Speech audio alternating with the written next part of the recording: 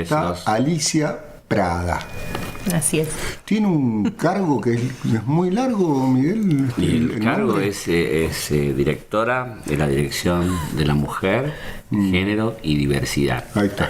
Sí. Así es. Titular de género de Mendoza. Eso, viene a ser una cosa así. Sí, así es. En realidad es el organismo que anteriormente se llamaba Instituto de la Mujer y que pertenecía al ámbito de la Subsecretaría de Familia. Y ahora en esta gestión se llama Dirección de Mujeres, Género y Diversidad y pertenece al ámbito de la Subsecretaría de Derechos Humanos. Y en la provincia es el ámbito encargado de la implementación de la Ley 26485 para prevenir, erradicar y sancionar la violencia contra las mujeres en todos los ámbitos en los que desarrollan sus actividades. Y es muy difícil implementar la aplicación de esta ley. A ver, no es difícil. La ley, siempre digo yo, es una ley maravillosa, digamos. Es un verdadero programa de trabajo porque fija los organismos competentes y las tareas de los diferentes ámbitos de gobierno en relación a los compromisos y acciones que tienen que hacer para prevenir y erradicar la violencia contra las mujeres. Sí es difícil, porque lo que es difícil es transversalizar el enfoque de género, digamos, y que todas las instituciones asuman este compromiso. A eso me refería, claro. Porque a veces lo que pasa es que encontramos muchas personas, ciudadanos, ciudadanas, que piensan en las mujeres desde una condición de vulnerabilidad. Entonces piensan que hablamos de una ley que tiene que ver con ayudar a las mujeres pobres o que tenemos que pensar en brindar asistencia a mujeres, y en realidad es una ley que tiene que ver con el fortalecimiento de la condición ciudadana de las mujeres. Una ley de inclusión. Exacto. Y no es la única, porque yo siempre digo que lo que nosotros tenemos que ver es que desde el 2003 a la fecha hay un montón de leyes que trabajan apuntando a la ampliación de la ciudadanía de las mujeres. No me acuerdo los números, pero tenemos la ley que crea el programa de salud sexual y reproductiva, tenemos la ley de parto humanizado, que el doctor Lisanti ha estado trabajando con nosotros en prevención en una jornada de violencia obstétrica, está la ley contra la trata de personas, está esta ley para prevenir, erradicar y sancionar la violencia contra las mujeres, está la ley de ligadura tubar y vasectomía. Es decir que tenemos un amplio abanico, sí, digamos, de herramientas jurídicas. Hay un corpus jurídico. Exacto, que nos permiten avanzar en la conquista de la autonomía de las mujeres. Siempre decimos autonomía en relación al cuerpo, autonomía política, autonomía económica. Y esta ley, la 26485, cuando habla de las modalidades de violencia, cuando dice, bueno, ¿cómo aparece la violencia? Habla, por ejemplo, de violencia contra la libertad reproductiva y cita la ley, o sea, se refiere a la ley del programa de salud sexual y reproductiva. Habla de violencia obstétrica y habla de la ley 25929 de violencia obstétrica. Es decir, que es una ley que cierra, digamos, y traba un conjunto de procesos y de medidas que tienen que ir todas juntas, ¿no? A mí me gustaría, Alicia, porque se habla en términos que son casi complejos, digamos. Técnicos. Bien. Y entonces que diéramos algunos ejemplos de cuando hablamos, por ejemplo, de la capacidad de decidir sobre el propio cuerpo, cuando hablamos de qué estamos hablando, casos concretos, porque puede haber mujeres que están escuchando que no saben que hay una ley que las ampare, que están sufriendo violencia o que están sufriendo la cercenación de sus libertades. Espero que se diga así, cercenar. Cercenamiento. Sí, mira, sí. A ver, lo primero que hay que decir que para esta ley es violencia todo lo que se hace o lo que se deje de hacer que afecta la integridad física, psicológica, económica, sexual o patrimonial de una mujer, basándose en una relación desigual de poder. Por ejemplo, Es decir, va una mujer y quiere hacerse una ligadura de trompas y no la dejan. afecta entonces su derecho, digamos, de decidir sobre su propio cuerpo, es decir, se afecta, o sea, se ejerce violencia contra la libertad reproductiva de esa mujer. Por ejemplo, si a esa mujer se le pide que tenga la firma del marido, Exacto.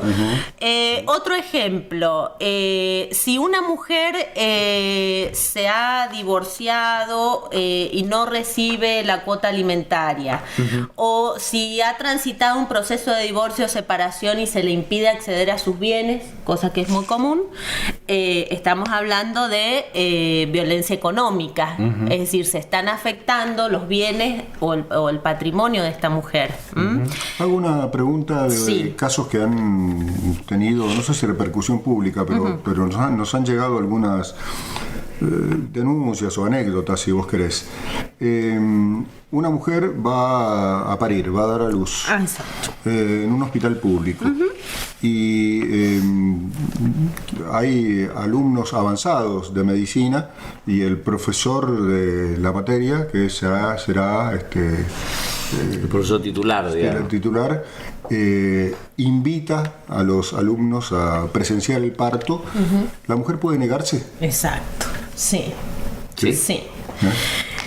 Eso también es importante, es decir, la información, es decir, toda mujer tiene que tener plena información sobre las prácticas médicas a las que va a ser sometida. Esto se habló mucho el 2 de agosto en las jornadas de violencia obstétrica que se hicieron en el Hospital Lago Mayore. Y, a ver, yo quiero, tal vez avanzar con otro ejemplo en la pregunta que hace Julio. Hoy día a mí me invitaron a la Comisión de Salud de la Cámara de Diputados para charlar sobre un proyecto que habla de implementar como obligatorio en toda la provincia el examen citológico exfoliativo vaginal, es decir, el examen de colposcopía y PAP, como obligatorio, ¿no? Bueno, yo asistí, invité a ir a esta reunión a la gente del programa de prevención de cáncer de cuello y mama, porque nosotros colaboramos con ellos en los operativos de colposcopía y PAP, bueno, para que supieran además qué se hacía, informar, y en realidad hice hincapié en dos conceptos que están en el proyecto: el concepto de obligatoriedad y otro que es el de promiscuidad sexual, en relación o sea, como un criterio, digamos, para definir una práctica médica, en los fundamentos, ¿no? Entonces yo decía, bueno, ellos decían que el examen sea obligatorio. Yo digo, bueno, la obligatoriedad, tiene que ver, uno buscaría definir algún tipo de castigo, y en realidad eso aleja a las mujeres de la salud. Lo que tenemos que trabajar es en la prevención primaria, informando a las mujeres por qué, digamos, hay exámenes médicos anuales que son necesarios. Pero lo otro que es peor es decir que hay factores como el de promiscuidad sexual, que es un concepto que incluso allí mismo se defendió, para fundamentar la necesidad de una práctica médica. Es decir, el Estado, o desde la perspectiva de enfoque de equidad de género, desde los conceptos que tienen que ver con ampliar la ciudadanía de las mujeres, y si pensamos en la autonomía en relación al cuerpo, en realidad el Estado no interviene en lo que yo hago con mi cuerpo. Igual tengo derecho a la salud, ¿cierto? A ver, otra vez vamos al llano para que se comprenda mejor por la globalidad.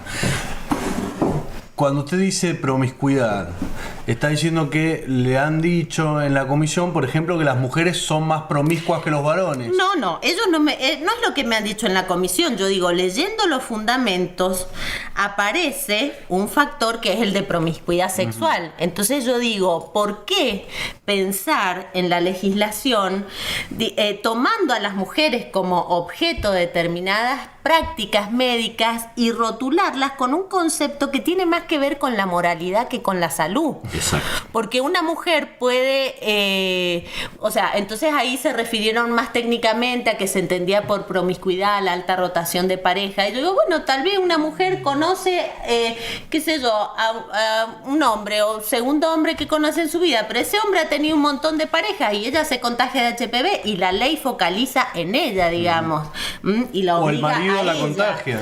O bueno, el marido, cualquier relación que tenga. El tema, está bueno hacer el hincapié en el término promiscuidad, porque tiene una connotación, en este caso, valorativa negativa. En este caso. Exacto. Y me pregunto si el legislador así en general, digamos, ¿no? Si el poder legislativo tiene la capacidad de calificar moralmente la actividad sexual o física o intelectual. Decían ellos, en tal caso no hacemos mal a nadie, hacemos un bien porque las ayudamos. Entonces yo me referí a la necesidad también de, nosotros lo habíamos estado hablando con Miguel sobre esto del eje de mujer y salud o de bueno, qué cosas podíamos hacer, y decíamos, bueno, que en un proyecto aparezca esto, promiscuidad sexual, para referirse a las mujeres o fundamentar la necesidad de una práctica médica en las mujeres. También podríamos hablar de PAP anal en el caso de los varones. Sí.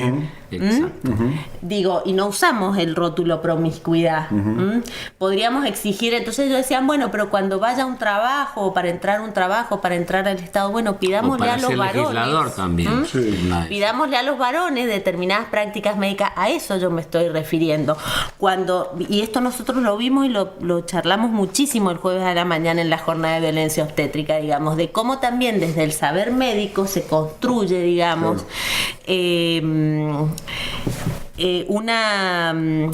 un disciplinamiento del cuerpo de las mujeres o se obliga a algo. Digo, yo no estoy diciendo que esté mal, aunque no haya que hacer colposcopia y PAP, al contrario, todo el mundo, todas las mujeres una vez al año tienen que hacer el examen. Pero el tema es que si no se hacen el examen no van a poder tener un crédito, por ejemplo. Claro, ¿cuál sería el castigo en todo caso? Claro, planteada la obligatoriedad. Planteada la obligatoriedad no queda claro el castigo, claro, ¿no? A eso me refiero, por eso lo dije. En una época se discutió acerca de cuál era el concepto de promiscuidad en un congreso mundial de HIV. Sí, promiscuos. Claro, entonces no se ponían de acuerdo. Entonces uno votaba por haber tenido 5 parejas en el transcurso de su vida, el otro votaba por 7 parejas, en el último semestre. Y otro 14, y en esa reunión donde yo estuve, lo único que fue generar gracia, digamos, porque pareció un concepto gracioso. ¿Cuál es el preconcepto de promiscuidad? Y por otra parte llevar a la mujer. Es como que alguien defina bastante. ¿Qué es bastante? Claro. Demasiado. Claro. Yo creo que tiene que ver, digamos, con esto que se habló en las jornadas de violencia obstétrica, de no respetar a la mujer, de no brindarle, digamos, información veraz para que ella sienta determinadas prácticas que tienen un determinado efecto, que son para algo. Es decir, eso que tiene que ver con fortalecer la autonomía de la mujer para tomar decisiones sobre su cuerpo, eso de repente es un poder que lo toma el médico, que en este caso lo toman otros, entonces te encuentras obligada a... Y en realidad lo que necesitamos es más prevención primaria, porque, yo digo, con el mismo concepto de promiscuidad, yo digo, bueno, pidamos PAP anal para entrar a un determinado trabajo. O a un cargo público puede ser también, ¿no es cierto? Sí, para ser elegido diputado, por ejemplo. Claro. Otra vez, expliquemos por qué esto que estamos diciendo. Si se le pide un PAP a las mujeres, ¿por qué sería necesario o sería lo mismo que pedirle un PAP anal o equivalente a los varones? Digo, sería el mismo efecto de disciplinamiento, digamos, y de obligar a hacerse una práctica médica para algo, y finalmente no es algo que repercute en un mejoramiento de la salud. Me parece que hay muchos temas para discutir desde el enfoque de equidad de género, incluidos, por ejemplo, obviamente todos los que tienen que ver con salud, que sabemos que en la provincia hay muchas deudas respecto a la discusión sobre salud.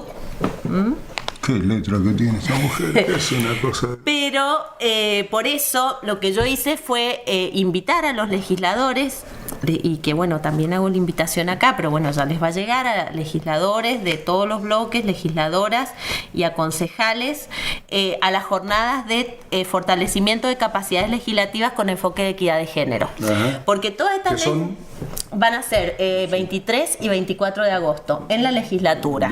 Es la primera experiencia que se va a hacer desde el Consejo Nacional de las Mujeres en la provincia de Mendoza, porque bueno, o sea, se trabaja con el fortalecimiento del área mujer provincial, las áreas mujer municipales, con las organizaciones de mujeres, pero la idea es que también desde el trabajo legislativo se empiece a producir normativa que acompañe todas estas normativas que tenemos. Sí, que corrija este tipo de cosas que de repente con buena onda, digamos, o con buena intención, salta una marca cultural, ¿no? Claro. Esto de ponerle promiscuidad sexual ahí indica una marca cultural del legislador. Preconcepto eclesiástico. Claro, bueno, eso. Preconcepto, exactamente. Alicia, así que bueno. ¿Vas a volver? Si me invitan, voy a volver. Estás invitada. Bueno, voy a volver.